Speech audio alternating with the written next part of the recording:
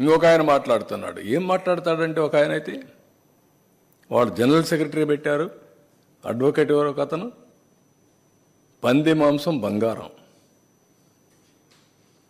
నెయ్యి రాగి, బంగారం తీసుకొచ్చి రాగిలో కలుపుతారంటాడు.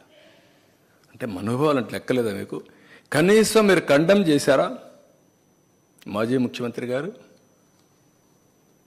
మీ పార్టీ జనరల్ సెక్రటరీ అవునా కాదా? మీ వాళ్ళు ఏమేమి మాట్లాడినా మేము భరించాలనా? మీకు బాధ్యత లేదా? మీకు ఆ విషయాలు నేను అడుగుతున్నా, ప్రజలను గుర్తించుకోమంటున్నా. ఎట్టి పరిస్థితిలో వెంకటేశ్వర స్వామి సన్నిధిలో కానీ, వెంకటేశ్వర స్వామి టీటీడీ ఆధ్వర్యంలో నడిపే వ్యవస్థల్లో కానీ అపవిత్రం జరపకుండా కాపాడే బాధ్యత మేము తీసుకుంటాం. చాలా గట్టిగా ఉంటాం, దాంట్లో ఎక్కడా రాజీ లేదు.